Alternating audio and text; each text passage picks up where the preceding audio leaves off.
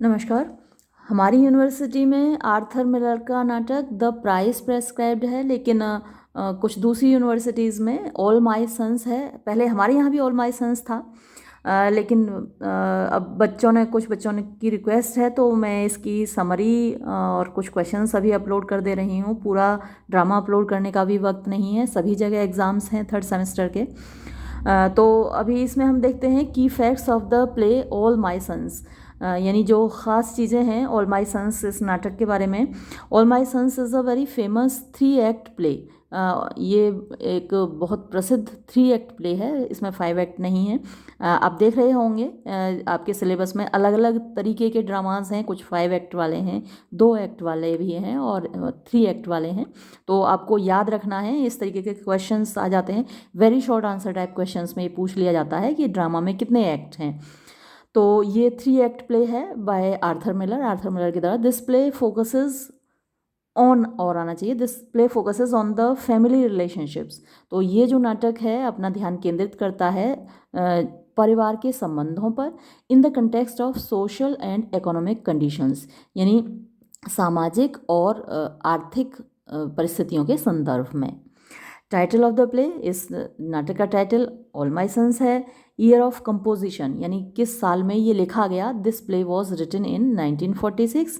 The year of publication का साल है। This play was published in 1947। 1947 में प्रकाशित हुआ। लिखा एक साल पहले गया, 46 में लिखा गया, 47 में प्रकाशित हुआ। ईयर ऑफ प्रीमियर, यानी ये थिएटर में कब दिखाया गया। तो this play premiered on January 29, 1947। 29 जनवरी 1947, यानी जिस साल हमारा देश आज़ाद हुआ था, तो 29 जनवरी को इसका प्रीमियर हुआ at the coronet theatre in New York city. और ये भी आप याद रख सकते हैं कि कोरोनेट थिएटर में हुआ, न्यूयॉर्क सिटी में हुआ। Genre, it is a tragedy divided into 3 acts. तो कौन सा जॉनरा है ये? एक ट्रेजेडी है, 3 एक्ट्स में डिवाइडेड। प्रोटेगोनिस्ट, मुख्य पात्र कौन है इस नाटक का? The protagonist of the play is Joe Keller. Theme क्या है इस नाटक की?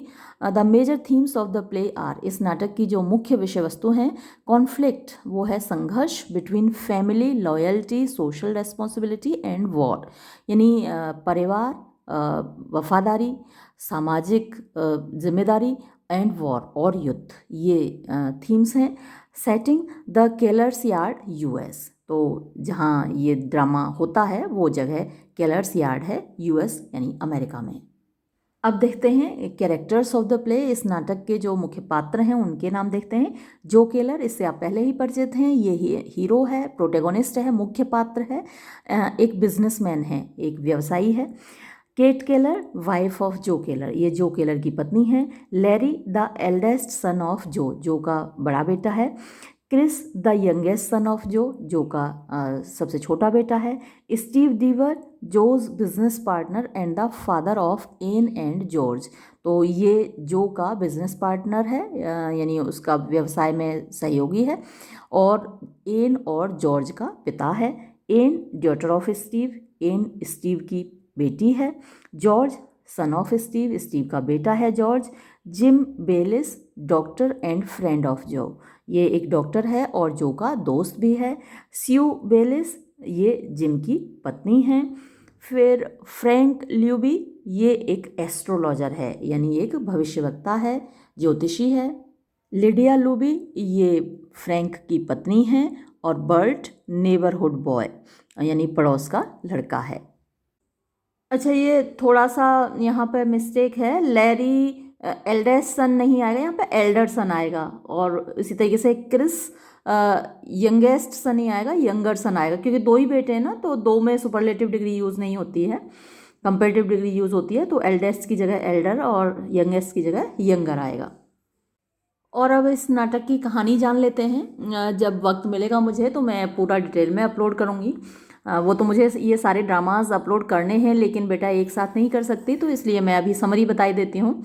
The play All My Sons is set against the backdrop of the second world war of the 1939 to 1945। तो जो दूसरा विश्व युद्ध हुआ था 1939 से लेकर 1945 तक, उसकी पृष्ठभूमि में ये नाटक सेट किया गया है, वही इसकी पृष्ठभूमि है।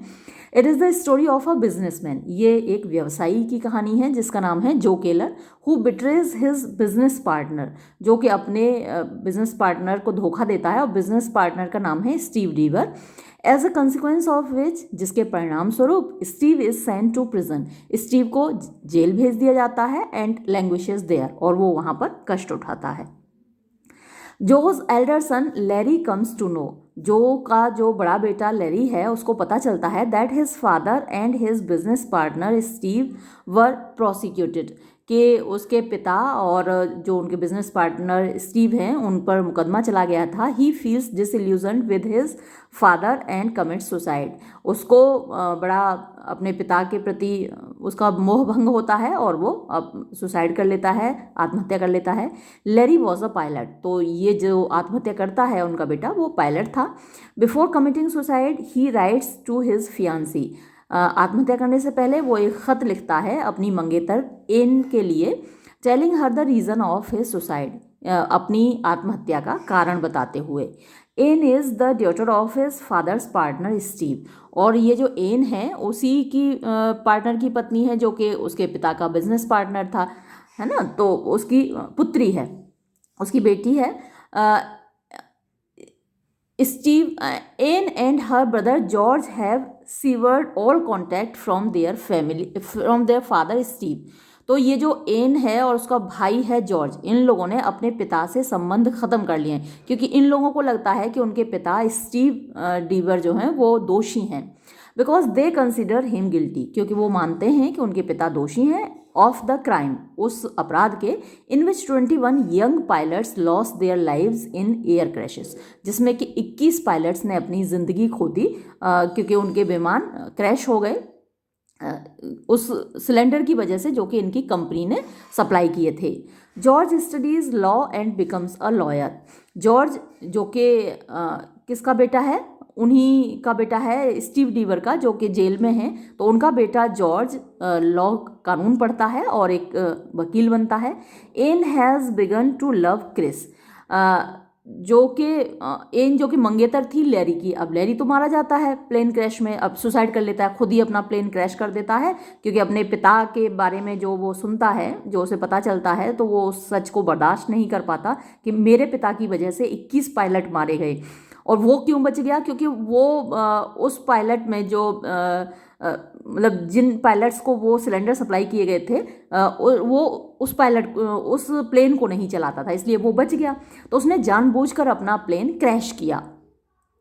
तो अब एन, क्योंकि वो लैरी से प्रेम करती थी और लैरी तो मर चुका है, तो अब वो क्या करती है, Ann has begun to love Chris, जो लैरी का छोटा भाई है क्रिस, उससे प्रेम करने लगती है, लैरीज यंगर ब्रदर, जो लैरी का छोटा भाई है। Ann comes to pay a visit to Chris's house on invitation, तो एन क्रिस के घर आती है, मिलने आती है। The play All my Sons begins at this point, और ये जो नाटक है ऑल माई सन्स वो यहीं से शुरू होता है। The name of Joe Keller's firm is J.O. Keller and Sons, तो जो केलर की फर्म का जो नाम है वो J.O. केलर एंड सन्स नाम है उसकी फर्म का, उस कंपनी का जो कि वो सिलेंडर सप्लाई करती है defected. Steve Deever is his business partner, और स्टीव डीवर उसका बिजनेस पार्टनर है। जोज फर्म गेट्स अ कॉन्ट्रैक्ट, इन लोगों को एक कॉन्ट्रैक्ट मिलता है for the supply of cylinder heads, कि उनको सिलेंडर हेड्स सप्लाई करने हैं फॉर P-40 एयरक्राफ्ट। ये आपको याद रखना है कि ये वाले एयरक्राफ्ट थे जिनके लिए उन्होंने सिलेंडर सप्लाई किए थे, और ये वाला एयरक्राफ्ट उनका बेटा नहीं चलाता था। P-40 aircraft of the Army Air Force. The Army authorities urged them to supply the cylinder heads in large numbers. तो आर्मी के जो अथॉरिटीज़ हैं, जो अफसर लोग हैं, वो इनको एक ऑर्डर भेजते हैं और कहते हैं कि भाई इतने सारे सिलेंडर हेड्स आपको हमें देने हैं। And they try very hard to meet the demand, और डिमांड इतनी बड़ी है कि उनको बहुत ज़्यादा कोशिश करनी पड़ती है उस डिमांड को पूरा करने के लिए। On account of some manufacturing defect a whole consignment of 120 cylinder heads develops minor cracks on them. अब कुछ मैन्युफैक्चरिंग डिफेक्ट ऐसा आता है कि 120 सिलेंडर हेड्स का कंसाइनमेंट में कुछ क्रैक्स आ जाते हैं, दरारें आ जाती हैं, छोटी सी दरारें आ जाती हैं. As a consequence this consignment is not fit for supply to the air force. और इसके परिणाम स्वरूप ये जो कंसाइनमेंट है मतलब ठीक नहीं है, सुइटेबल नहीं है एयरफोर्स को सप्लाई करने के लिए. Joe is at home and Steve who comes to know about this seeks Joe's advice in this matter. अब जब ये पता चलता है कि इसमें क्रैक्स आए हुए हैं तो उस वक्त जो फैक्ट्री में नहीं होता है, जो घर पे होता है और स्टीव फैक्ट्री में होता है, उसको ये बात पता चलती है कि भाई इसमें क्रैक्स आ गए हैं. तो वो फ़ोन करके जो से कहता है कि भाई क्या किया जाए इस मामले में. जो इज़ अंडर प्रेशर. अब जो के ऊपर बड़ा प्रेशर है टू मीट द डेडलाइन, कि भाई डेडलाइन आ रही है और ये इनकी सप्लाई करनी है सिलेंडर हेड्स की. He fears that if the supply is not made on time the order may be cancelled. तो उसको डर ये है कि अगर सप्लाई नहीं दी गई वक्त पर तो ये ऑर्डर उनकी फर्म से छीन लिया जाएगा, कैंसिल कर दिया जाएगा, किसी और फर्म को दे दिया जाएगा. और कॉजिंग हैवी लॉस, और इससे क्या होगा, उनको बहुत बड़ा नुकसान होगा. He advises Steve to get the cracks welded. तो वो अपने घर से ही बोल देता है स्टीव को, तुम ऐसा करो ये क्रैक्स को वेल्डिंग करा दो एंड सेंड द सप्लाई, और सप्लाई भेज दो. ही ऑल्सो एश्योर्स स्टीव, और साथ ही वो स्टीव से ये भी कहता है that he will own the responsibility, कि सारी जिम्मेदारी मेरी होगी. If something crops up later on, अगर बाद में कोई बात हुई तो सारी जिम्मेदारी मैं ले लूँगा, तुम चिंता ना करो, तुम कंसाइनमेंट भेज दो. खुद घर से ही फ़ोन पे ये बात कह देता है. As a consequence of this defective supply, there are several air crashes in which 21 young pilots lose their lives. अब इसके परिणाम स्वरूप ये जो डिफेक्टिव सप्लाई है इसका रिजल्ट ये निकलता है कि 21 पायलट मारे जाते हैं और मतलब एयर क्रैशेस हो जाते हैं, जो विमान हैं वो क्रैश हो जाते हैं. और वो विमान कौन से थे? P-40, ये नाम याद रखिएगा, है ना, P-40 मार्क कर लीजिएगा, अपनी नोटबुक में लिख लीजिएगा. तो वो क्रैश हो जाते हैं और 21 पायलट मारे जाते हैं. जो केलर एंड स्टीव डीवर आर प्रोसिक्यूटेड. अब जो केलर और स्टीव डीवर पर मुकदमा चलता है for the supply of defective cylinder heads, कि भाई आप लोगों की फर्म ने डिफेक्टिव सिलेंडर हेड्स सप्लाई किए हैं. And they are found guilty, और उन दोनों को अपराधी ठहराया जाता है. Steve tells the wide truth. अब स्टीव क्या है, झूठ बोलता है अबाउट द मैटर, इस मामले के बारे में. And honest I accepts his share of guilt. Tells नहीं, ये कुछ तो गलत है. स्टीव कहाँ झूठ बोलता है? स्टीव टेल्स, ये गलत है. टेल्स द वाइल, ये यहाँ से हटा दीजिए. स्टीव टेल्स द ट्रुथ, या फिर यहाँ पे स्पीक्स आना चाहिए, क्योंकि ट्रुथ के साथ टेल नहीं आता, स्पीक आता है. लाई के साथ टेल आता है. तो Steve speaks the truth about the matter. तो स्टीव इस मामले में झूठ बोलता है. किताबों में कई बार गलतियाँ हो जाती हैं, तो आप इसको सही कर लीजिएगा कि स्टीव तो सच बोलता है इस मामले में about the matter and honestly accepts his share of guilt, और अपने हिस्से का जो अपराध है वो स्वीकार कर लेता है. बट जो केलर बिट्रीज हिज पार्टनर, लेकिन जो केलर अपने हिस्सेदार को, अपने दोस्त को धोखा देता है. एंड डिसोन्स हिज रेस्पॉन्सिबिलिटी, और अपनी जिम्मेदारी से इनकार कर देता है. बाय सेइंग, ये कहकर दैट ही वॉज इल, कि वो तो बीमार था.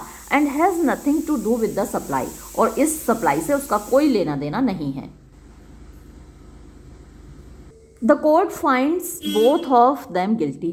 अब जो अदालत है वो उन दोनों को दोषी ठहराती है. But the court of appeal accepts Joe's plea, लेकिन जो अपीली न्यायालय है वो जो की अपील को स्वीकार कर लेता है. एंड एक्सोनरेट्स हिम, और उसको दोष मुक्त कर देता है. एक्सोनरेट का मतलब होता है दोष मुक्त कर देना. While Steve is sent to prison, जबकि स्टीव को जेल भेज दिया जाता है फॉर सेवरल ईयर्स, कई सालों के लिए.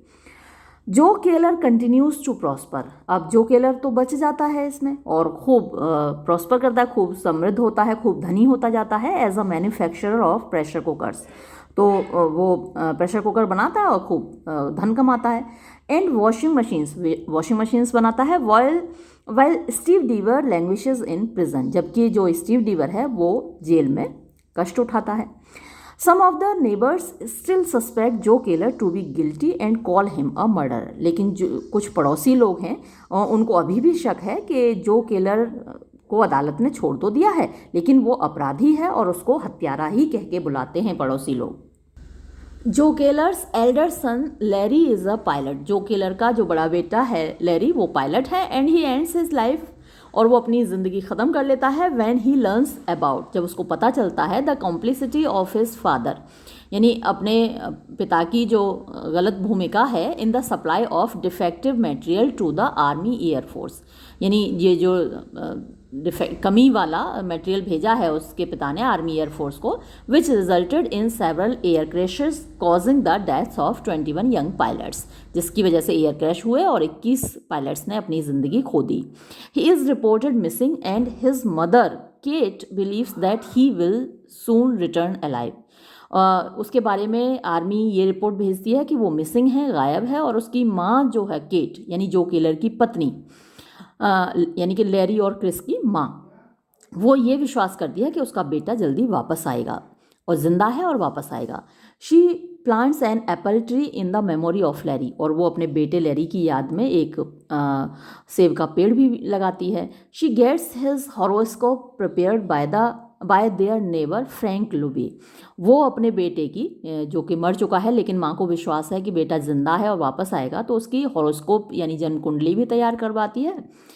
और किससे तैयार करवाती है? अपने पड़ोसी फ्रैंक लुबे से, in support of her contention, यानी अपने इस विश्वास के सपोर्ट में।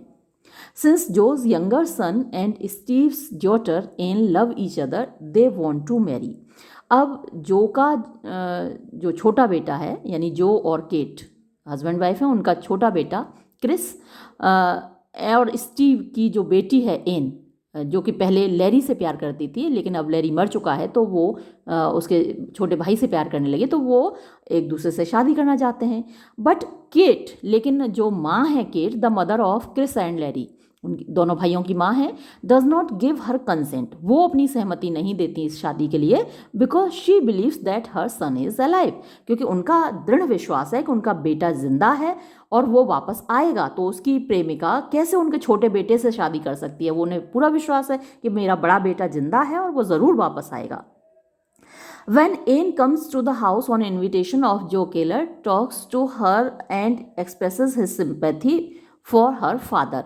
तो जब एन इनके घर आती है तो जो केलर उससे बात करता है एन से और कहता है कि भाई मुझे बड़ी सहानुभूति है तुम्हारे पिता से, जो उनका पिता स्टीव है, and assures that he will give him some job when he returns from prison, और ये भी विश्वास दिलाता है एन को कि जब तुम्हारा पिता जेल से वापस आएगा तो मैं उसे कोई ना कोई काम ज़रूर दे दूंगा। He also assures Anne that he will do something for her brother George also, और वो एन को ये भी विश्वास दिलाता है कि मैं तुम्हारे भाई जॉर्ज के लिए भी कुछ करूँगा, यानी एन की सिंपैथी गेन करता है और उसको ये विश्वास दिलाता है कि भाई तुम्हारे बाप को भी काम दूंगा जब जेल से लौट के आएगा और तुम्हारे भाई के लिए भी कुछ ना कुछ करूँगा।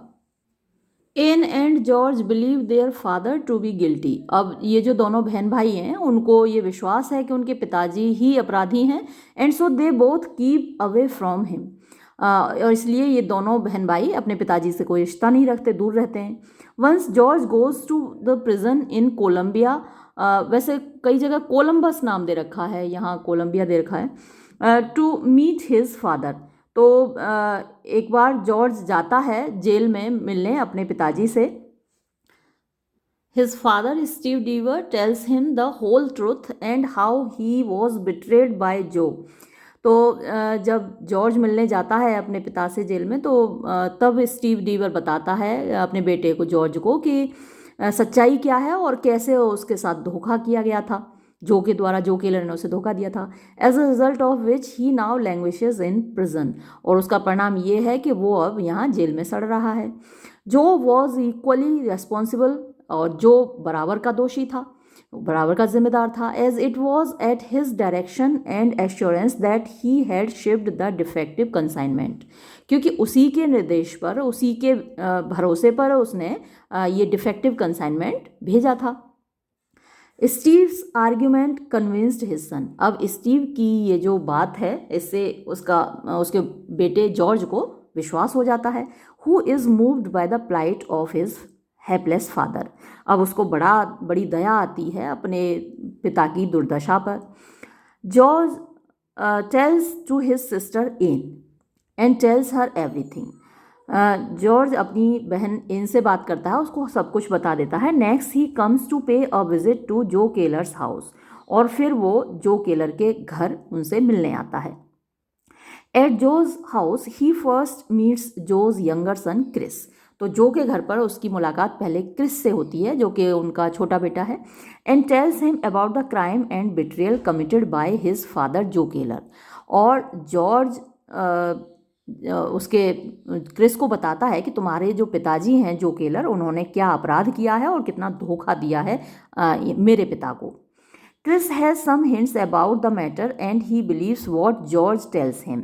तो क्रिस को थोड़ा हिंट है उस मामले में, और हालांकि पहले इन लोगों में काफ़ी वाद विवाद होता है, लेकिन बाद में उसको समझ में आ जाता है कि जो जॉर्ज बता रहा है वो बात सही है। पहले तो काफ़ी विवाद होता है इनमें, उसको सहसा विश्वास ही नहीं होता, लेकिन बाद में राज खुलता है और वो उसको पता चल जाता है।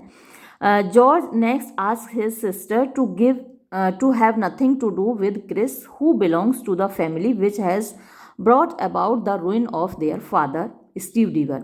तो जॉर्ज अपनी बहन से कहता है कि तुम क्रिस से कोई संबंध मत रखो, क्योंकि ये भी उसी परिवार का है जिन्होंने हमारे परिवार को बर्बाद किया है। But she does not agree to her brother's suggestion. लेकिन वो अपने भाई के इस प्रस्ताव से राज़ी नहीं होती है। George has convinced Chris that his father Joe Keller is equally responsible for the crime.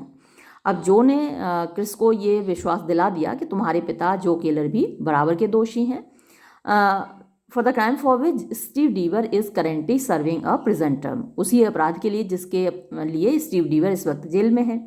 George next tries to make Joe Keller realise his responsibility in the crime for which his father Steve Deever has been convicted and imprisoned. तो बाद में George कोशिश करता है कि Joe Keller अपने ये अपराध स्वीकार कर ले कि जिसके लिए स्टीव डीवर जेल में है। Chris Keller is convinced of his father Joe Keller's complicity and guilt. अब क्रिस केलर यानी कि जो छोटा वाला बेटा है उसको विश्वास हो जाता है अपने पिता की कॉम्प्लिसिटी यानी उनका जो दोष है। So he has a heated argument and discussion with his father. इसलिए उसकी अपने पिता से बहुत हॉट टॉक हो जाती है, तर्क वितर्क हो जाता है।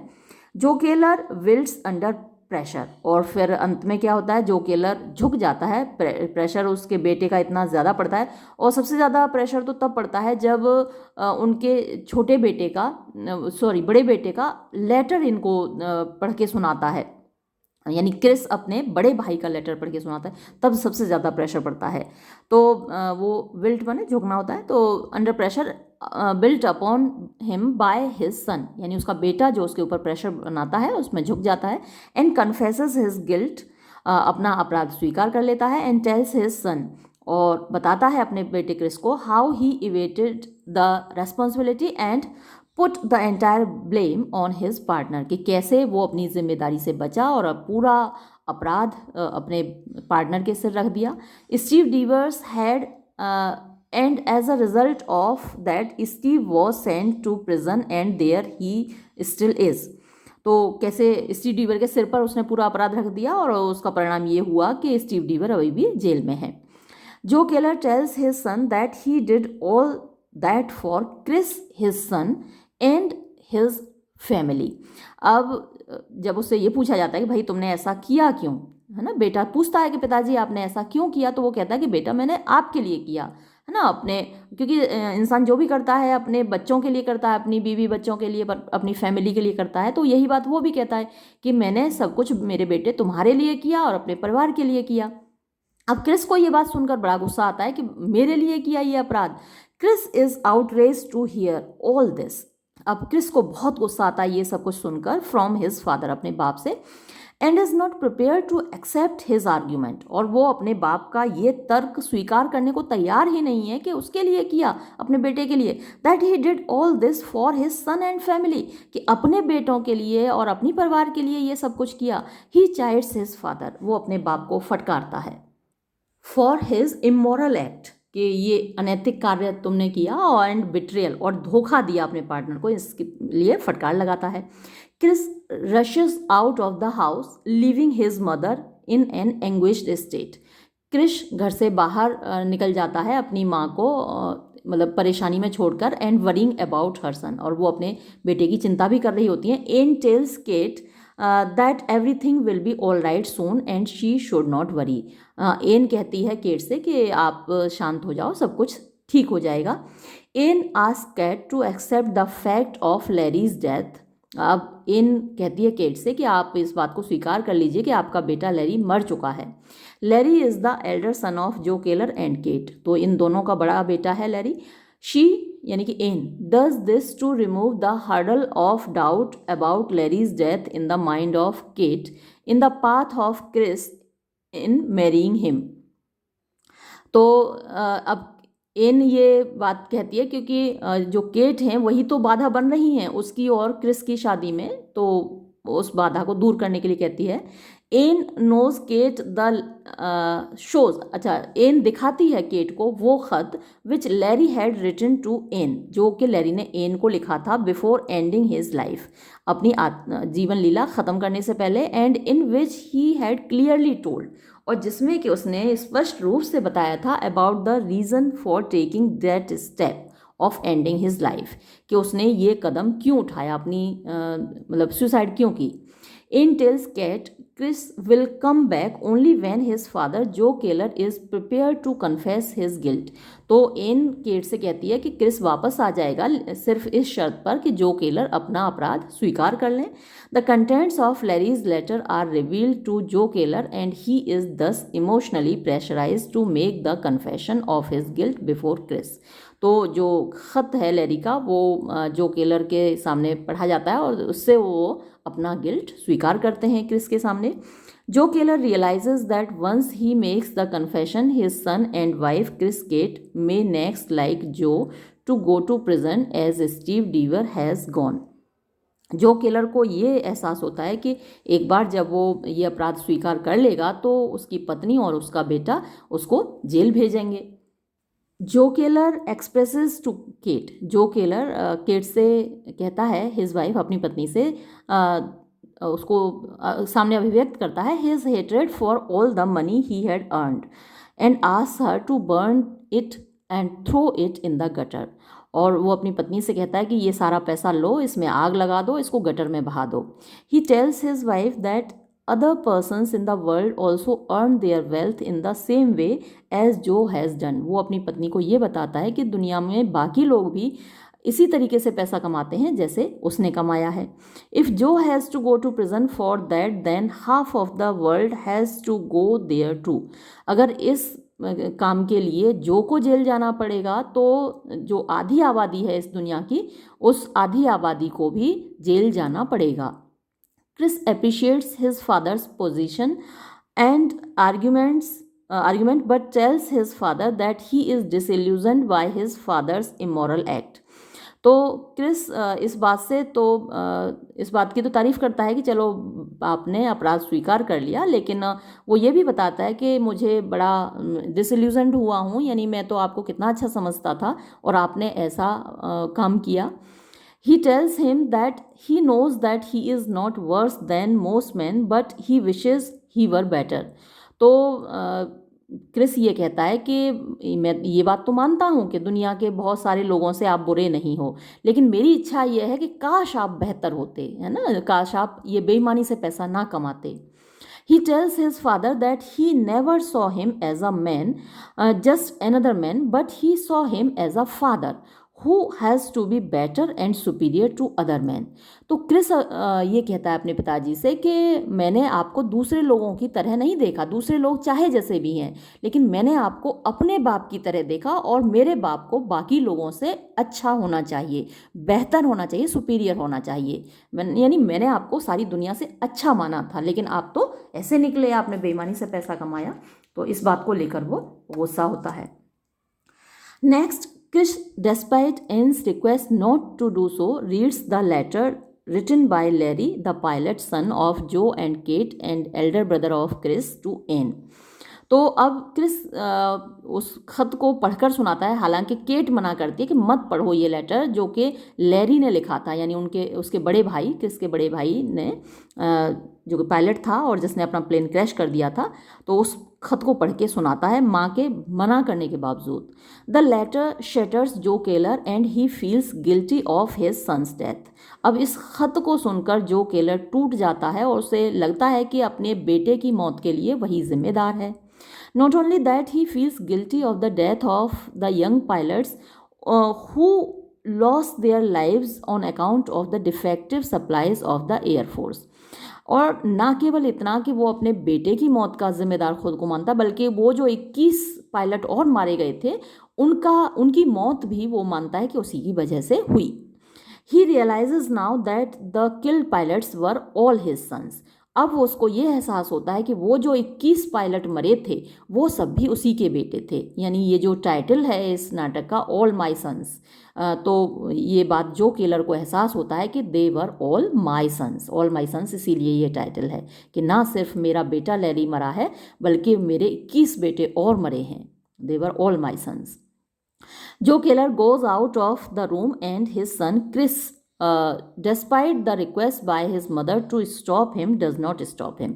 अब जो केलर यहाँ से अंदर इस कमरे से बाहर चला जाता है और माँ कहती है केट कि बेटा अपने पिताजी को रोक लो, क्रिस से कहती है, लेकिन क्रिस अपने बाप को नहीं रोकता। Kate is afraid that her husband may have to serve a long sentence in prison like Steve Deever. Kate को अब डर लग रहा है कि उसके पति को भी स्टीव डीवर की तरह लंबे समय तक जेल में रहना पड़ेगा। But then a shot is heard and they learn that Joe Keller has committed suicide. लेकिन एक बंदूक की गोली की आवाज़ आती है और उनको पता चलता है कि जो केलर ने आत्महत्या कर ली है। क्रिस फील्स सॉरी, अब क्रिस को दुख होता है, and responsible for this act of his father, और वो उसे लगता है कि अपने पिता की मौत के लिए वो ही जिम्मेदार है। काश रोक लेता, काश वो लेटर पढ़ के ना सुनाता, काश अपने पिता को रोक लेता तो वो सुसाइड ना करता। But his mother tells him, लेकिन माँ कहती कि बेटा अब कोई बात नहीं, अब इसके लिए तुम जिम्मेदार नहीं हो। Not to take the blame on himself, कि बेटा अब तुम इसका दोष अपने सिर मत मढ़ो, एंड लिव एंड, और तुम जिंदा रहो, खुश रहो। Implying that he may now live happily after marrying Ann, और इसका मतलब यह है कि वो अब इन से शादी कर सकता है और आराम से अपनी ज़िंदगी बिता सकता है। तो कहानी यहाँ ख़त्म होती है।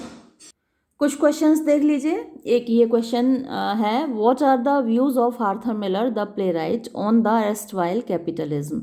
तो आर्थर मिलर के विचार क्या हैं, जो कैपिटलिज्म है यानी पूंजीवाद है जो इस वक्त एग्जिस्ट करता है, उस पर क्या विचार हैं। Arthur Miller the playwright the author of All my Sons depicts capitalism in this play and his other plays. तो आर्थर मिलर जो कि ऑल माई सन्स का लेखक है, वो इस नाटक में और अपने दूसरे नाटकों में पूंजीवाद का वर्णन करता है एज एन एक्सप्लॉयटेटिव सिस्टम। एक एक्सप्लॉयटेटिव माने शोषण करने वाले व्यवस्था के तौर पर, विच डिनाइज इंडिविजुअल आइडेंटिटी, जो कि व्यक्तिगत आइडेंटिटी को ख़त्म करता है, व्यक्तिगत पहचान को ख़त्म करता है। अकॉर्डिंग टू द ड्रामेटिस्ट, नाटककार के अनुसार, कैपिटलिज्म क्रिएट्स फॉल्स नीड्स, पूंजीवाद झूठी आवश्यकताएं पैदा करता है, and implies that satisfaction of these needs would resolve a longing which in truth is spiritual in origin. और मनुष्य को ये लगता है कि ये जो हमारी आवश्यकताएं हैं इनका सेटिस्फेक्शन ज़रूरी है, ये हमारे जीवन को मीनिंगफुल बनाएगा, जबकि जो हमारे जीवन की इच्छाएं होती हैं वो वास्तव में स्पिरिचुअल होती हैं, यानी आध्यात्मिक होती हैं, लेकिन हमको ये गलतफहमी हो जाती है कि जब हमारे पास ढेर सारा पैसा होगा तो हम खुश होंगे। अब जैसा कि आप यहाँ देखते हैं, जो केलर है बिजनेसमैन है, बिजनेस माइंडेड है, मनी माइंडेड है, और पैसा कमाने के लिए अगर मान लीजिए कंसाइनमेंट कैंसिल हो जाता तो क्या बिगड़ जाता, है ना, कुछ लॉस ही तो उसको हो जाता। सिर्फ उस लॉस से बचने के लिए उसने डिफेक्टिव कंसाइनमेंट सप्लाई कर दिया। तो आदमी को लगता है ऐसा कि बहुत सारा पैसा होगा तो हम खुश होंगे। अब पैसा तो उसने कमा लिया, लेकिन नतीजा क्या निकला, है ना, बेटा मारा गया। तो ये बात आर्थर मिलर अपने नाटकों में दिखाता है कि जो मनी माइंडेडनेस है उसका परिणाम क्या निकलता है।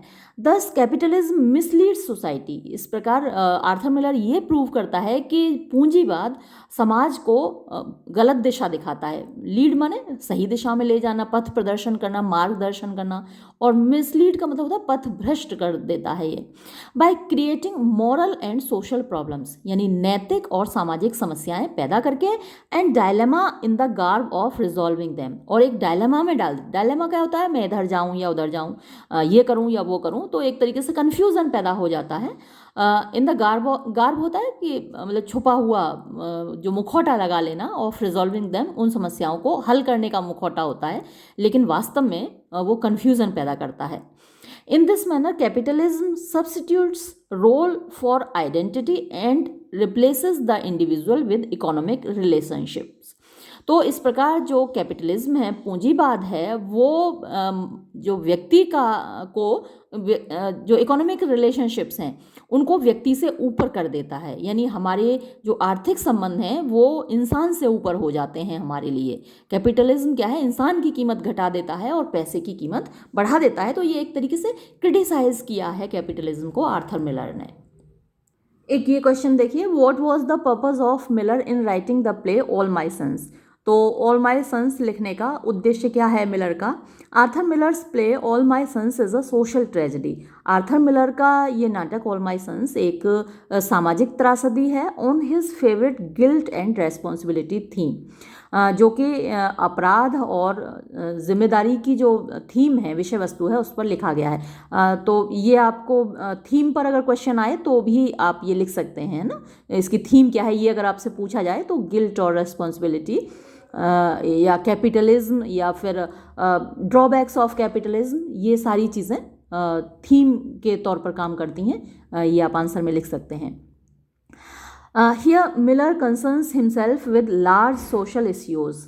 यहाँ पर मिलर अपने आप को जोड़ता है जो विस्तृत सामाजिक इश्यूज़ हैं, समस्या हैं, like the individual's role in and relationship with the society and the family, कि इंसान का क्या रोल है, क्या भूमिका है, क्या संबंध है समाज के साथ और परिवार के साथ। The play was intended to rouse the social conscience. इस नाटक का जो उद्देश्य था वो सामाजिक चेतना को जगाना था। The American society during and after the second world war was highly materialistic and commercialised. America का समाज दूसरे विश्व युद्ध के दौरान और उसके बाद बहुत ज़्यादा भौतिकवादी और कमर्शियलाइज्ड हो गया था, यानी पूंजीवादी और पूंजी को ही सब कुछ मानने वाला, पैसे को ही सब कुछ मानने वाला हो गया था। Naturally in such a materialistic atmosphere, जाहिर सी बात है कि ऐसे भौतिकवादी वातावरण में एथिक एंड मॉरल्स, यानी नैतिकता और जो वैल्यूज़ हैं, मूल्य हैं, had taken a back seat, वो कहीं पीछे चले गए, पृष्ठभूमि में चले गए। Arthur Miller the playwright targeted these evils in a reformist zeal. तो आर्थर मिलर नाटककार ने टारगेट किया है इन बुराइयों को अपने मतलब सुधारवादी दृष्टिकोण से। जील माने उत्साह होता है, रिफॉर्मिस्ट सुधारवादी, अब तो अपने सुधारवादी उत्साह के साथ इनको टारगेट किया है। फिर एक क्वेश्चंस तो बहुत सारे हैं, लेकिन सारे तो कैसे अपलोड करूँगी, कुछ सेलेक्टेड ही आपको मैं करा सकती हूँ। फिर ये क्वेश्चन देख लीजिए, what had Larry written to his fiancee Ann, यानी लैरी ने अपनी मंगेतर एन को क्या लिखा था before deliberately crashing his plane, जानबूझकर अपना प्लेन टकराने से पहले, to end his life of shame in the play, अपना शर्म का जीवन ख़त्म करने के लिए ऑल माई सन्स नाटक में। In Arthur Miller's play All My Sons, Larry had come to know of his father and Steve Deaver's complicity in supplying defective cylinder heads to the Army Air Force, which caused the deaths of many young pilots in air crashes through newspaper reports. तो इस नाटक में Larry को newspaper की खबरों से पता चला, अखबार की खबरों से पता चला कि उसके पिता और स्टीव डीवर की कमी की वजह से, उनकी डिफेक्टेड सप्लाई की वजह से ये सारे प्लेन क्रैश हुए हैं.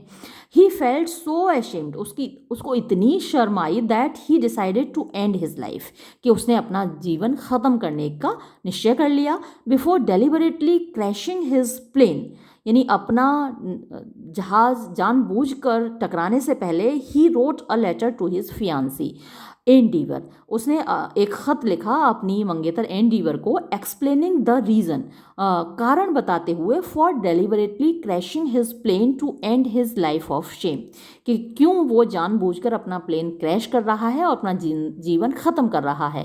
ही, Larry, was greatly disturb to know that his father Joe Keller and his partner Steve Deever were responsible for the deaths of several young pilots because of their supplying defective cylinder heads to the Army Air Force.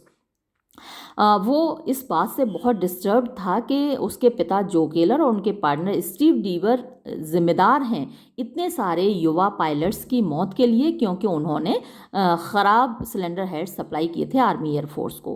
His sense of shame compelled him to end his life, उसकी जो शर्म की भावना थी उसने बाध्य किया उसको अपनी जीवन लीला ख़त्म करने के लिए. एक ये थीम का क्वेश्चन देख लीजिए. वैसे मैं पहले भी बता चुकी हूँ, और थीम पर तो अक्सर सवाल पूछ लिया जाता है ना. तो आपके जितने भी नाटक हैं सिलेबस में, उनके थीम पर ज़रूर क्वेश्चन आप तैयार कर लीजिएगा.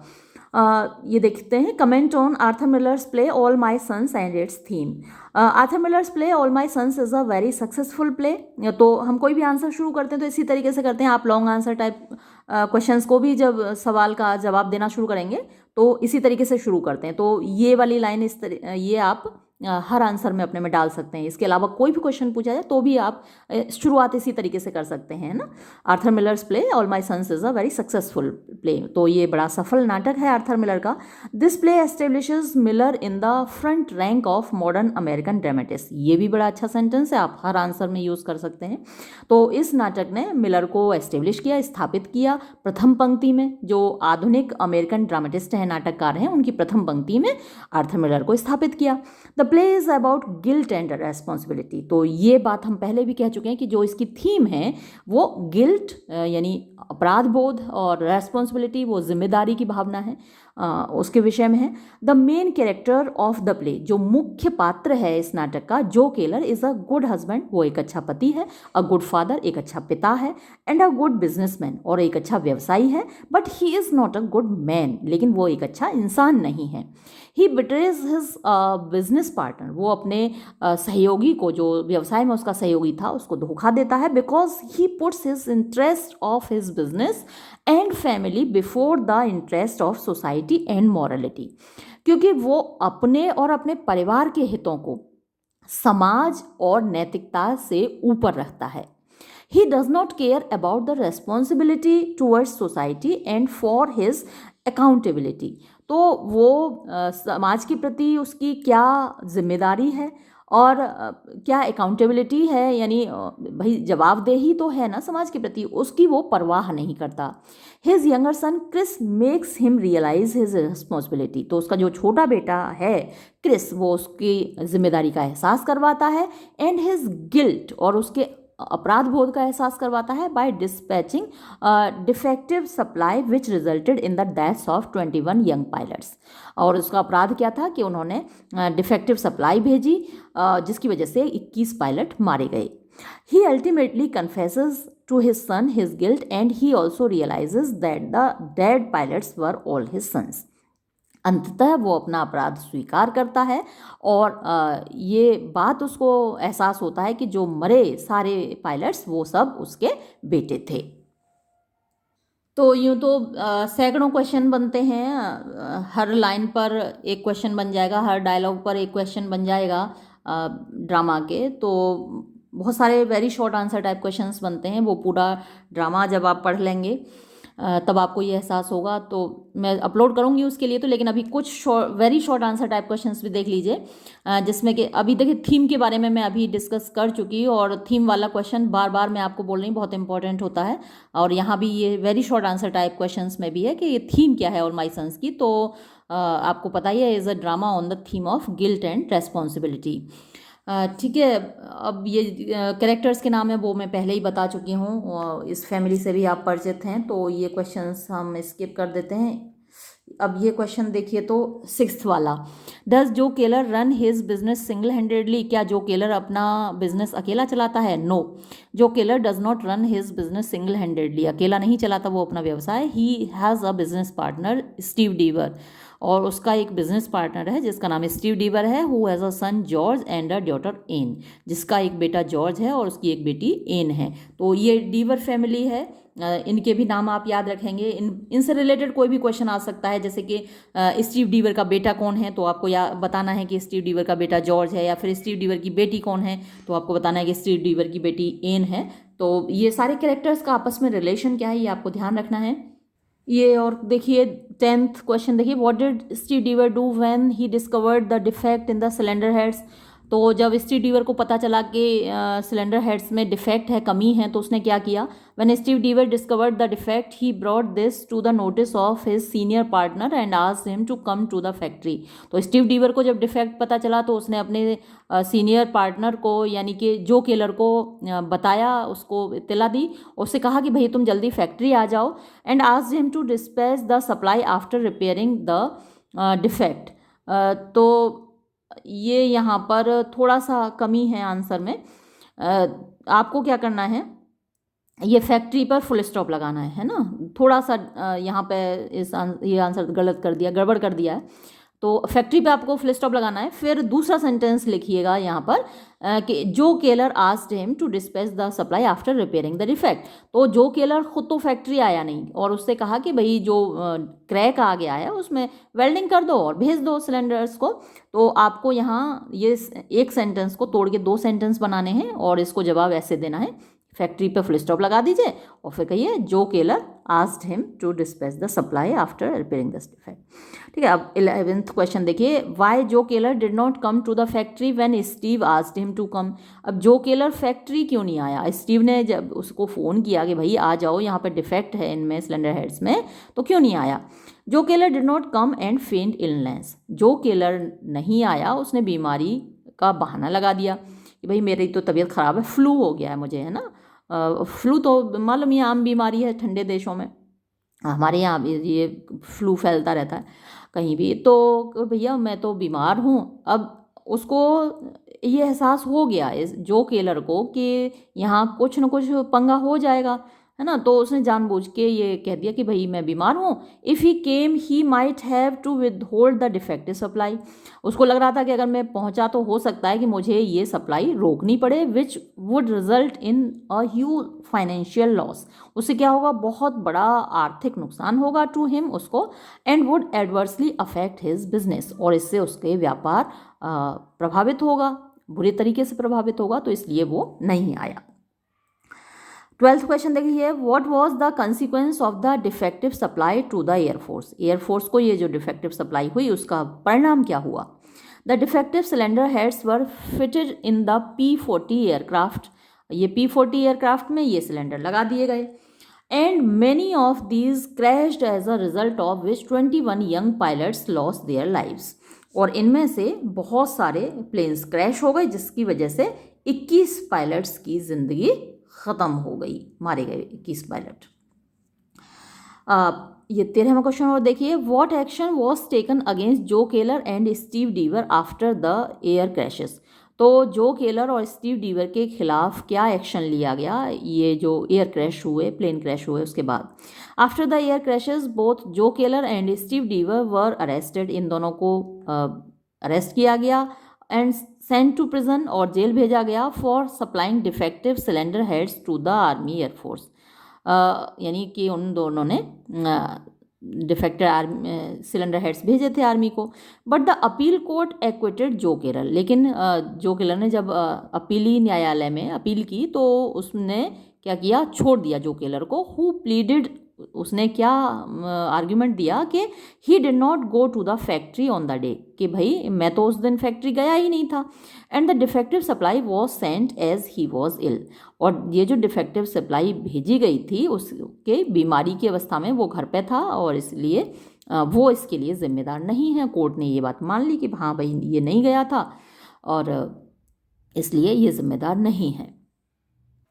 एक ये क्वेश्चन और देख लीजिए, what happen to Steve and his family after he was found guilty and sent to prison, यानी स्टीव और उसके परिवार को क्या हुआ जब उसको अपराधी पाया गया और जेल भेज दिया गया। After Steve Deever was found guilty and sent to prison, his family out of shame shifted to New York and his son and daughter severed all relations with their father because they also thought him guilty of the crime which resulted in the loss of precious lives of young pilots। तो जब Steve Deever को अपराधी पाया गया तो उसको jail भेज दिया गया, उसके परिवार न्यूयॉर्क शिफ्ट हो गया, उसके बेटी बेटे ने उससे सारे रिश्ते तोड़ दिए क्योंकि उनको लगता था कि उनका पिता उन 21 पायलटों की मौत के लिए जिम्मेदार है। They stopped greeting him on Christmas even, यहाँ तक कि उसके बेटी बेटे ने उसको क्रिसमस के वक्त ग्रीटिंग भेजना भी बंद कर दिया।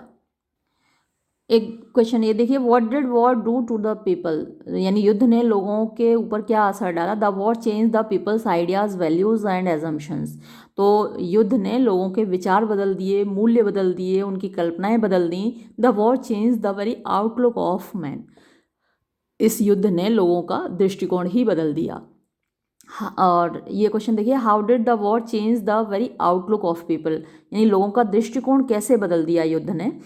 Earlier it use to be an honour to have sons, पहले ये ऐसा लगता था कि भाई बेटे हैं तो ये सम्मान की बात है। But after seeing what the war did to the young people, लेकिन ये देखने के बाद कि इन युवाओं का क्या होता है युद्ध में, would like to have sons if though sons were to be sent to war only to be killed, कि लोगों ने को लगने लगा कि भाई बेटे पैदा करने का क्या ही मतलब है, अगर ये सारे बेटे हम पाल पोस कर जवान करें उनको और वो जवान होने के बाद युद्ध में जाएं और वहाँ जाकर मारे जाएं, है ना। सचमुच बड़ा विभत्स दृश्य होता है जब माँ बाप के सामने बेटे की डेड बॉडी होती है। तो लोगों को लगने लगा कि क्या ही मतलब है बेटे पैदा करने का। एक ये क्वेश्चन देखिए, why was Frank preparing Larry's horoscope, Frank Larry का हॉरोस्कोप यानी कि उसकी जन्म कुंडली क्यों तैयार कर रहा था। Frank was preparing Larry's horoscope because Kate had asked him to do so, क्योंकि लैरी की जो माँ है केट, उसने फ्रैंक से कहा था, इसलिए वो हॉरोस्कोप तैयार कर रहा था। To do so find out whether the day on which Larry was reported missing and presumed dead was favorable to Larry or not, क्योंकि केट ये जानना चाहती थी कि जिस दिन लैरी गायब हुआ वो दिन उसके लिए फेवरेबल था कि नहीं। इफ़ इट वॉज फेवरेबल, अगर वो दिन लैरी के लिए अच्छा था, Larry could not have been killed on that day, तो लैरी उस दिन नहीं मर सकता अगर दिन अच्छा था। एंड वॉज अलाइव समवेयर, और कहीं ना कहीं ज़रूर वो जिंदा रहा होगा। And would come back someday, और किसी न किसी दिन वो वापस आ जाएगा। हालांकि ये हमेशा सच नहीं होता, जैसे राम और रावण की राशि एक ही है, तो उस दिन राम की राशि में लिखा था कि भाई आज आप दुश्मन पर जीत हासिल करेंगे, और रावण की राशि में लिखा हुआ था कि भाई आज तुम्हारी मौत होगी। तो ये राशिफल हमेशा अच्छे नहीं होते, लेकिन फिर भी लोग बनवाते हैं, हॉरोस्कोप बनवाते हैं और राशिफल भी देखते हैं रोजाना। अपना अपना विश्वास है। तो केट को भी ये विश्वास था कि अगर दिन उस दिन अच्छा है तो मेरा बेटा ज़रूर वापस आएगा। फिर अगला ये क्वेश्चन देखिए, why did Annie want to meet the people in the neighbourhood. Annie यहाँ नॉट आना चाहिए था, नॉट नहीं आया, कि वो आसपास के लोगों से मिलना क्यों नहीं चाहती। Annie did not want to meet the people in the neighbourhood because she still remembered that the people described her father and Annie's family as murderers, क्योंकि उसे अभी भी याद था कि जो लोग थे यहाँ के, उन्होंने उसके पिता को, उनकी फैमिली को हत्यारे कह के पुकारते थे लोग। फिर है Y Steve Deever and the members of his family were called murderers. Steve डीवर और उसके परिवार के लोगों को हत्यारा क्यों कहा गया? Steve Deever and the members of his family were called murderers because Steve Deever had been found guilty of supplying defective cylinder heads to the army air force, है ना, क्योंकि उसको ही दोषी पाया गया था सिलेंडर हेड्स डिफेक्टिव सप्लाई करने के लिए, विच resulted in the death of 21 young pilots in air crashes caused by these defective cylinder heads, है ना, जिसकी वजह से 21 पायलट्स की मौत हो गई। तो इसकी वजह से जो लोग थे आसपास के वो उनको हत्यारे बोला करते थे।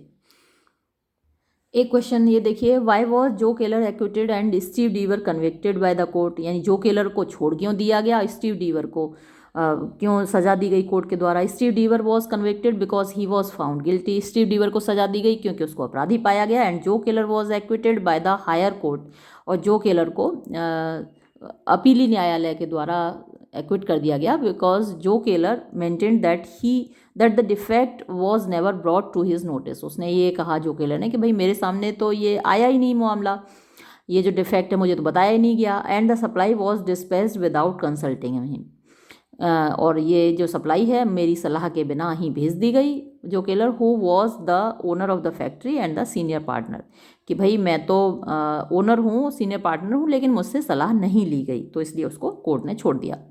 What was Joe Keller's view of Steve Deever's crime, Joe Keller का क्या व्यू था स्टीव डीवर के क्राइम के बारे में?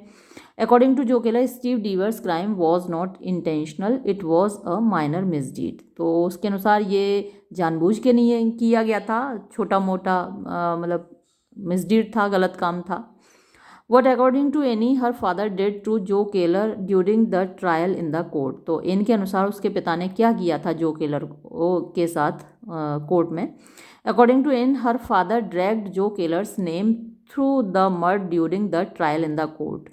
तो इनको जो केलर और जो केलर के ऊपर बहुत विश्वास था कि ये जो हैं ये अंकल गलत नहीं हो सकते, सब मेरे पिताजी की गलती है, और बिना बात में इनका जो केलर का नाम घसीट रहे हैं, मेरे पिताजी इस मामले में नाम घसीट रहे हैं, और जो केलर तो बहुत अच्छे आदमी हैं। तो जो एनी को अपने प्रेमी के पिता पर, है ना, क्योंकि भाई एंगेज्ड थी वो लैरी के साथ, लैरी की प्रेमिका थी, बाद में क्रिस की प्रेमिका बन गई। जब लैरी मारा गया तो उसको लगता था कि भाई मेरे प्रेमी के दो प्रेमी, तो दोनों प्रेमियों के पिता वो बहुत अच्छे हैं, और मेरे पिताजी बिना बात नाम घसीट रहे हैं उनका कीचड़ में।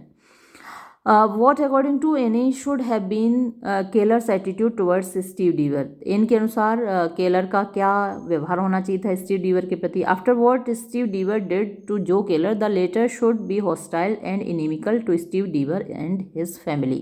तो इनका मानना था कि जो कुछ मेरे पिताजी ने किया है, बिना बात के जो केलर का नाम घसीटा है, खुद अपराध कर दिया और जो केलर का नाम घसीट दिया, उसके बाद जो केलर को मतलब दुश्मनी से भरा हुआ व्यवहार करना चाहिए, जबकि जो केलर तो बहुत अच्छा व्यवहार कर रहे हैं हम लोगों के साथ, हम दोनों बहन भाइयों के साथ। और जो केलर ये भी कह रहे हैं कि भाई जब तुम्हारा बाप जेल से आएगा तो मैं उसको काम दूंगा, तुम्हारे भाई के लिए भी कुछ करूंगा। तो इनकी नज़र में जो केलर बहुत अच्छा आदमी है। What did Anne suspect about Larry's air crash and consequent death? तो एनी का क्या शक है कि कैसे उसका एयर क्रैश हुआ और उसकी मौत हुई? Annie earlier suspected the Larry's aeroplane to had crashed as a consequence of the defective cylinder head supplied by her father to the air force। तो एनी को पहले ये शक था कि लैरी की मौत भी उसी तरीके से हुई है जैसे बाकी पायलट्स की हुई है, कि वही सिलेंडर हेड्स जो डिफेक्टिव थे मेरे पिताजी ने सप्लाई किए एयरफोर्स को, उसी वजह से लैरी की डेथ हुई है। पहले उसको ऐसा लगता था, लेकिन बाद में ख़त से पता चला कि वो तो उस प्लेन को चलाता ही नहीं था जिसमें वो सिलेंडर फिट किए गए थे। Why Larry's plane could not crash as a consequence of Steve's defective supply? Larry का प्लेन क्रैश क्यों नहीं हुआ, यानी स्टीव की जो डिफेक्टिव सप्लाई थी उसके बावजूद उसका प्लेन क्यों नहीं क्रैश हुआ? तो अभी मैं आपको पहले ही बता चुकी हूँ, लेकिन और यहाँ पे देख लीजिए, Larry who was a pilot, Larry जो कि एक पायलट था, डिड नॉट फ्लाई P-40। तो P-40 जो प्लेन्स थे जो कि क्रैश हुए थे और जिनमें ये सिलेंडर लगाए गए थे वो चलाता ही नहीं था, did not fly P-40 type of aircraft in which defective cylinder heads were used and which as a consequence crashed killing 21 young pilots। तो ये जो 21 पायलट मरे थे P-40 एयरक्राफ्ट से मरे थे जो कि लैरी नहीं चलाता था। फिर एक बड़ा अच्छा सा question, who had gone to receive George at the airport and why, यानी जॉर्ज को रिसीव करने एयरपोर्ट कौन गया और क्यों गया। Doctor Jim Bayliss had gone to receive at the airport because none in the Keller family was dressed to go out, क्योंकि Jim Bayliss गए थे, डॉक्टर जिम बेलिस जॉर्ज को रिसीव करने, क्योंकि केलर फैमिली का कोई भी व्यक्ति इस तरीके की ड्रेस नहीं पहने हुए था कि वो बाहर जा सके।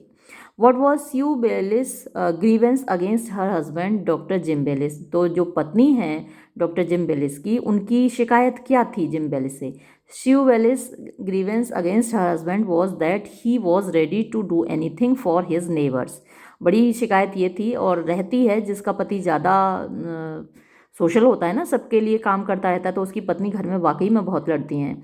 आपने भी देखा होगा अपने आसपास कि जब देखो जिसके लिए देखो काम करने चल देते हैं ना, ठलुआ बैठे हो तुम तो ऐसे ही इसकी पत्नी लड़ती थी कि मतलब मैं कहूँ कोई काम तो उसके लिए टाइम नहीं है, और बाकी लोगों के लिए देखो कैसे ठलुआ बैठे हैं, तैयार चल देते हैं।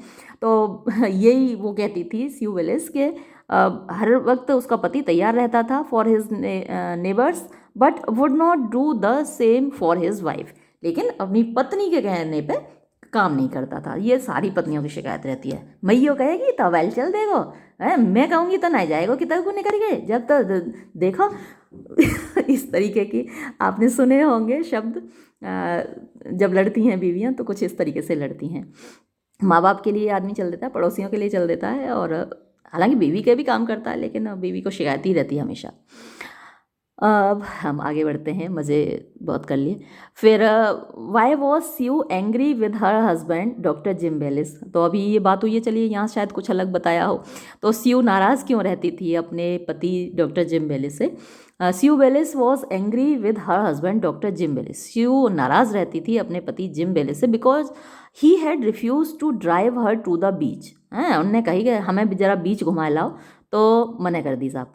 Saying it was too hot to drive, है ना, कि बड़े भैया बड़ी गर्मी पड़ रही है, कहाँ जाओगी ऐसे में, तो उनसे मना कर दिया। And went to receive George, है ना, एनीज ब्रदर, तो एनी का भाई जॉर्ज आ रहा, उसको लेने चल दिए साहब airport. Eight the airport by car when someone from the Keller home should have gone, भाई केलर फैमिली से जाना चाहिए था किसी को, जो केलर जाता चाहे क्रिस केलर जाता, है ना, तुम काय का चल दे, हमने कही कि हमें बीच ले चलो, तुम सब गर्मी पड़ रही है का करो ही जाएगा, और उनको रिसीव करने चल दिए। फिर चलिए अगला क्वेश्चन देखिए। Why according to Annie doctor Jim went to receive her brother George instead of someone from the Keller family, अब एनी के अनुसार जिम क्यों गया रिसीव करने उसके भाई को बजाय केलर फैमिली के किसी सदस्य के। Doctor Jim Bayliss a neighbour of the Kellers went by his car to receive Annie's brother George, यानी डॉक्टर जिम बेलिस जो कि एक पड़ोसी हैं केलर्स फैमिली के, वो कार से गए एनी के भाई को रिसीव करे instead of one of the Kellers because according to Annie the Kellers were so popular that the neighbours were ready to do anything for him. अब देखिए कितना अच्छा सोचती है ये हमेशा अपने प्रेमी के घर और उनके घर वालों के बारे में, कि भैया इसलिए गया मेरे भाई को रिसीव करने क्योंकि केलर्स इतने अच्छे लोग हैं कि कोई भी पड़ोसी उनके लिए कुछ भी करने को तैयार रहता है, बस कह दें जरा सा, है ना, तो इसलिए गए थे। फिर देखिए अगला question, what seemed unusual to Sue in Annie's marriage to Chris, यानी स्यू को क्या लगता था, यानी ये जो डॉक्टर साहब की पत्नी है ना, इसको क्या लगता था एनी क्रिस से क्यों शादी कर रही है। To Sue it seemed very unusual, Sue को ये बड़ा अस्वाभाविक लगता था that Annie should have decided to marry the brother of the person, कि एनी तैयार हो गई उस व्यक्ति के भाई से शादी करने को, शी लव्ड जिससे वो प्यार करती थी, यानी मोहब्बत लैरी से करती थी, अब क्रिस से शादी करने को तैयार हो गई। And to whom she was engaged and marry, यानी जिससे सगाई हुई थी लैरी से और उससे शादी होने वाली थी, अब उसके भाई से करने को तैयार हो गई। अगला क्वेश्चन देखिए, what was Annie's reason for deciding to marry Chris, Annie की वजह क्या थी, उसने क्यों ये निश्चय किया कि क्रिस से शादी कर ले? Annie had decided to marry Chris because in her opinion Chris was the only person who told her the truth about things.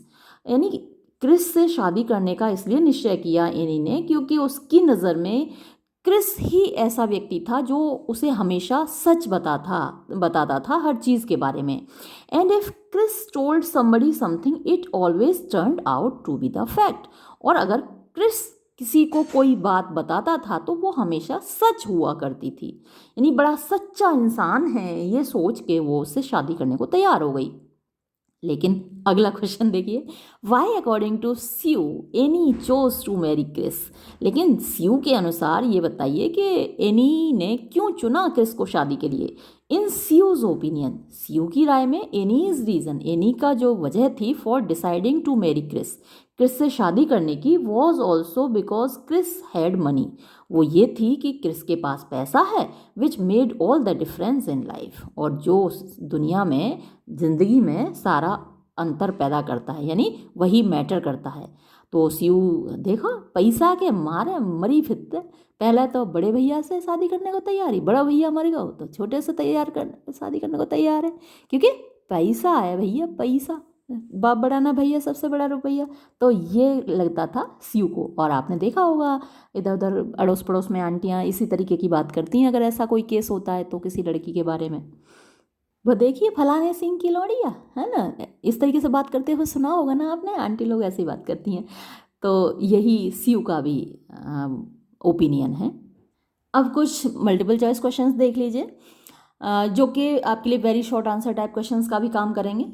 Who was Joe Keller, Joe Keller कौन था? The hero of the play All my Sons, तो All माई Sons का hero है वो। Who is Arthur Miller, Arthur Miller an American playwright है। All my Sons is, All my Sons क्या है? अ social tragedy है, एक सामाजिक त्रासदी है ना, ये आप याद रखिएगा किस प्रकार की ट्रेजेडी है, सोशल ट्रेजेडी है। जो केलर इज़, जो केलर कौन है? एन अमेरिकन बिजनेसमैन है, यानी जो हीरो है, प्रोटेगोनिस्ट है इस नाटक का, वो एक अमेरिकन बिजनेसमैन है। केट केलर कौन है? वो जो केलर की वाइफ है, पहले ही आपको वैसे इंट्रोडक्शन हो चुका है सारे कैरेक्टर्स से। हु इज़ स्टीव डीवर, स्टीव डीवर कौन है? इनसे भी आप परिचित हैं ही, जो केलर्स बिजनेस पार्टनर है। Steve was in prison at, अच्छा ये मैं आपको तब भी बोल रही थी, बीच में जो नाम आया था कोलंबिया नाम आया था, और मैं कह रही थी कोलंबस नाम दे रखा है, जो जेल है वो कहाँ है? कोलंबस में है। तो बहुत जगह, ज़्यादातर जगह कोलंबस ही दे रखा है। अब ड्रामा तो हमने अभी कराया नहीं है और टेक्स्ट भी मुझे मिला नहीं है इसका, तो टेक्स्ट आएगा तब उसमें से मैं ज़्यादा कंफर्म कर पाऊँगी। वैसे मेरा मानना यही है कि ज़्यादातर जगह क्योंकि कोलंबस दे रखा है, 3-4 जगह मैंने देखा, तो कोलंबस ही सही जगह है कि स्टीव जो जेल में था वो कोलंबस में था। फिर next question, who is Jim Bayliss, Jim Bayliss कौन है? एक मेडिकल प्रैक्टिशनर है। और हु इज़ स्यू, स्यू कौन है? अभी तो इनकी बात ही हुई थी, जिम की पत्नी है, और जिनका सोचना है कि भैया ये जो हीरोइन है वो पैसे की खातिर शादी कर रही है क्रिस के। लिडिया कौन है? लिडिया इज़ फ्रैंक्स वाइफ, वो फ्रैंक की पत्नी है। और फ्रैंक आपको याद होगा जिसने कि हॉरोस्कोप बनाया था, किसका? लैरी का, है ना, वो याद रखने ये अच्छे से आपको। क्रिस कौन है? जो एंड केट्स यंगर सन, जो और केट का छोटा बेटा है, और बड़ा बेटा कौन है? लैरी है। अगला आ ही गया ये, लेकिन हु इज़ लैरी? लैरी एक पायलट है और क्रिस का बड़ा भाई है, और जो और केट का बेटा है बड़ा वाला, ठीक है। जॉर्ज डीवर कौन है? अ लॉयर बाय प्रोफेशन, वो व्यवसाय से एक वकील है। एन डीवर इज़ जॉर्ज सिस्टर, जॉर्ज की बहन है, और ऊपर जो स्टीव डीवर दिया है, स्टीव डीवर की बेटी है। यहाँ ये इसीलिए गलत है क्योंकि यहाँ सिस्टर दे रखा था, जॉर्ज की सिस्टर और स्टीव डीवर की बेटी। फिर है Frank is interested in, Frank किस चीज़ में इंटरेस्टेड है? वो एस्ट्रोलॉजी में इंटरेस्टेड है। अभी मैंने आपको बताया था ना कि इसी ने तो हॉरोस्कोप बनाया था, इसकी बात हो चुकी है पहले, तो ये आपको याद रखना है। और इसकी वाइफ लिडिया। फिर where was the apple tree planted, अब वो सेब का पेड़ कहाँ लगाया गया था? इन जो केलर्स बैकयार्ड, जो केलर के पिछवाड़े वाले आंगन में। फिर the apple tree was planted to, apple tree लगाया क्यों गया था? रिमेंबर लैरी, लैरी की याद में लगाया गया था। The apple tree was broken by, अब वो सेब का पेड़ कैसे टूट गया? स्ट्रॉन्ग विंड एट नाइट, रात को बहुत तेज आंधी चली तो उसमें टूट गया। वॉट जो केलर रेड इन न्यूज़पेपर, जो केलर ने अखबार में क्या पढ़ा? क्या पढ़ते थे वो? तो वांटेड एड्स, है ना, कि ये चाहिए वो चाहिए, तो वो वांटेड एड्स पढ़ते थे। फिर Kate asked Frank to, Kate ने फ्रैंक से क्या कहा? Cast Larry's horoscope. हाँ, तो केट जो कि माँ है लैरी की, है ना, जो केलर की पत्नी और लैरी की माँ है, तो उन्होंने फ्रैंक से कहा था कि भैया मेरे बेटे का जरा होरोस्कोप बना दो, जन्म कुंडली बना दो। उस दिन उसका दिन कैसा था? खराब था, अच्छा था? फिर लैरी वॉज रिपोर्टेड, लैरी के बारे में क्या खबर आई थी? तो उसके बारे में ये खबर आई थी वो मिसिंग है, गायब है, एंड प्रिज्यूम डेड, और उसको मृत मान लिया गया है ना। पक्की खबर नहीं थी कि मारा गया है, लेकिन मिसिंग है और उसको मृत मान लिया गया है। एन केम फ्रॉम, एन कहाँ से आई? न्यूयॉर्क से आई थी। स्यू वॉज, खाली जगह, when a female patient called her husband on phone, जब कोई भी फीमेल पेशेंट फ़ोन पे बात करती थी स्यू के पति से, है ना, तो स्यू को क्या होता था? एनवियस, मतलब जलन होती थी। भैया पति से कोई फीमेल बात करेगी हमारे से तो जलन होगी ना, जाहिर सी बात है, औरतों को होती है भाई, इसमें बुरा मानने की बात नहीं है। लेकिन स्यू कुछ ज़्यादा ही वो थी, और लड़ाका थी, जैसी कि कर्कश पत्नियां होती हैं ना, हर वक्त मुसीबत किए रहती हैं अपने पति की, उस टाइप की है। फिर Jim was dissatisfied with the income of doctors, Jim बिल्कुल डिससेटिस्फाइड था, असंतुष्ट था डॉक्टर्स की आमदनी से। Jim was interested in, Jim medical research में इंटरेस्टेड था। Jim was sorry to see the broken apple, Lydia was sorry to see the broken apple tree, टूटे हुए सेब के पेड़ को देख के दुखी थी। Kate believed Ann to be, Kate को विश्वास था कि एन क्या कर रही है? Waiting for Larry's return like her, Kate को लगता था कि जैसे वो अपने बेटे का इंतज़ार कर रही है, वैसे भी एन भी अपने मंगेतर, अपने प्रेमी लैरी के लौटने का इंतज़ार कर रही है। केट को ऐसा नहीं लगता था कि एन उसके छोटे बेटे क्रिस से प्यार करती है और उससे शादी करने को तैयार है। उसको लगता था कि वो भी अपने मंगेतर का इंतज़ार कर रही है। फिर नेक्स्ट क्वेश्चन देखिए, Chris with his mother about Larry, तो क्रिस अपनी माँ से डिसएग्रीड था लैरी के विषय में, क्योंकि माँ को तो लगता था कि लैरी जिंदा है और लौट के आएगा, लेकिन क्रिस को तो मालूम था कि भाई वो मर चुका है, तभी तो वो भी अपने भाई की प्रेमिका से प्यार करने लगा।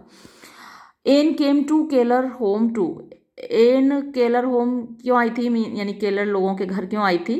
वो मैरी क्रिस, क्रिस से शादी करने के लिए आई थी।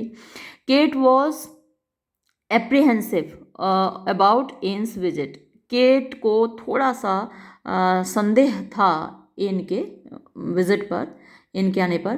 केट केलर वॉज अ, तो केट केलर किस प्रकार की लेडी थी, किस प्रकार की महिला थी? रिलीजियस तो नहीं, मतलब रिलीजियस आप कह सकते हैं, लेकिन इसमें जो ऑप्शंस हैं उनमें से जो बेस्ट ऑप्शन है वो देखिए यहाँ है सुपरस्टिशियस, है ना।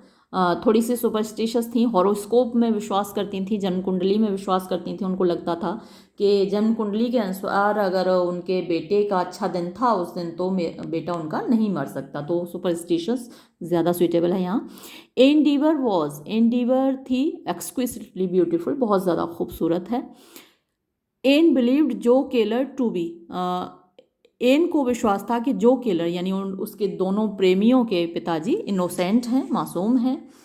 और was Ann a stranger to the neighbourhood, तो क्या अजनबी थी वो नेबरहुड से? नो, नहीं। Who called Ann a trunk line, तो एनर को अच्छा, एन को ट्रंक लाइन पर किसने बात की, किसने इनसे बात की? तो उसके भाई जॉर्ज ने बात की थी। फिर है next question, from where was the call for Ann, Ann के लिए कॉल कहाँ से आया था? कोलंबस से ही आया था, क्योंकि उसका भाई कोलंबस गया था पिताजी से मिलने और फिर वहाँ से उसने कॉल किया था। Who was at Columbus? Columbus में कौन था? मैंने आपको बता रही थी ना, ज़्यादातर जगह पर सभी जगह कोलंबस कोलंबस ही दिया गया है, केवल एक जगह कोलंबिया दिया गया है। तो एक जगह वो गलत है, कोलंबिया, फिर कोलंबस ही सही है।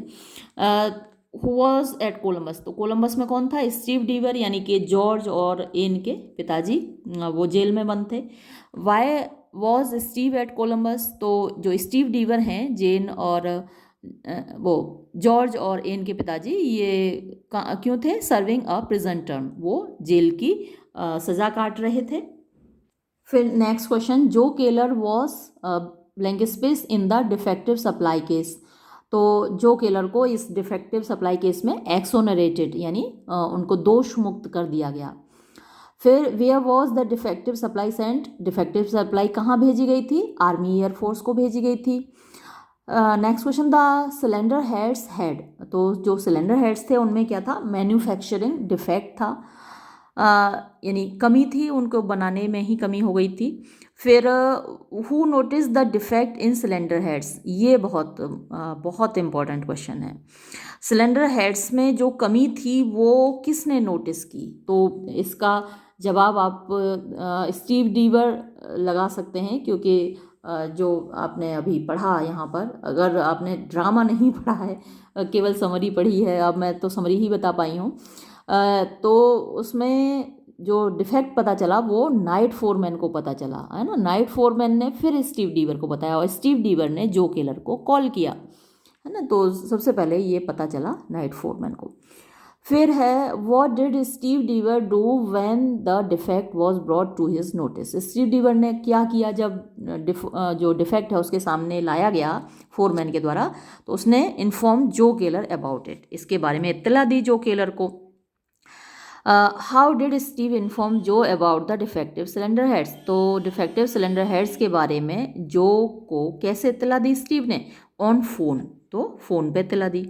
वॉट डिड स्टीव आस्क जो टू डू? स्टीव ने क्या कहा जो से करने के लिए? उसने कहा to come to the factory immediately. Steve ने कहा कि भैया जल्दी आ जाओ फैक्ट्री, इसमें डिफेक्ट हो गया है।